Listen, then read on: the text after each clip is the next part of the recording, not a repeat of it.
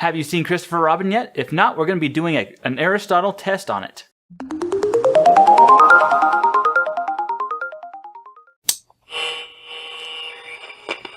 Whoa, that was new. That was the intro. What is up, everyone out in the World Wide Web? This is Jesse with Viral Thoughts, and today, yes, we're going to be doing a Christopher Robin review and using Aristotle's elements of drama to look at that. So Christopher Robin was released last year, August 2018, and it was actually only barely released in Netflix. And Lucy and I, my wife, we saw that it was on Netflix. We were like, hey, you want to see Christopher Robin? Sure. And actually, it was a great movie. We loved it.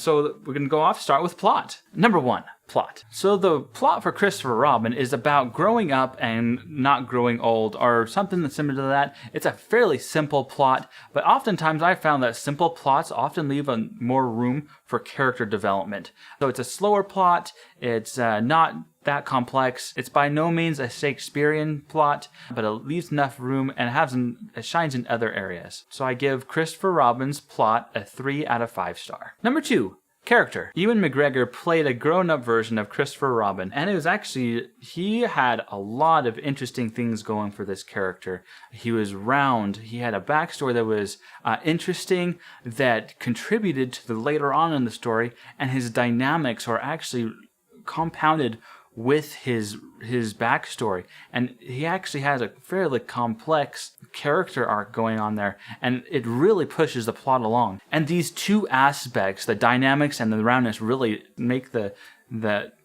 plot more complex. The supporting characters are also interesting and funny. Pooh and Eeyore are probably my favorite. One of my favorite quotes from Eeyore is, I'm going to read this. "Just an average Wednesday morning for me. Woke up, windy, wind blew me into the river.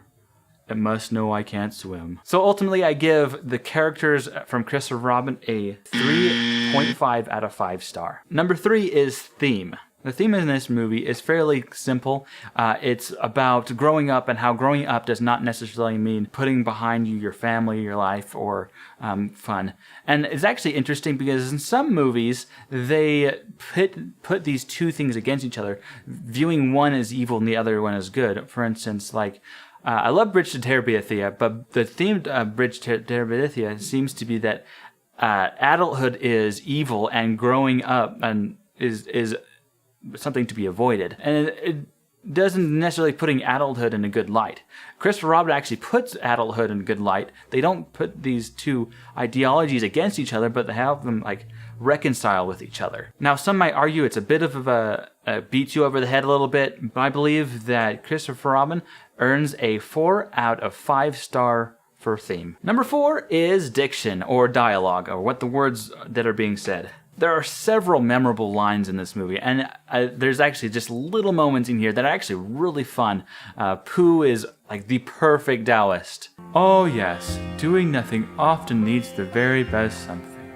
Just like that, there's little moments in there that, like, if you let these sayings sit in, they actually really can touch your soul on a deeper level. So I give the diction of Christopher Robin a 4.5 out of 5 star. Number 5 is music and rhythm. As far as I can tell, the music felt fine. It didn't dissuade from the story. It wasn't necessarily that memorable, but also do want to touch on rhythm. Rhythm, it's more easygoing. It's a slower, meandering kind of feel. It has the makings of being a comfort movie.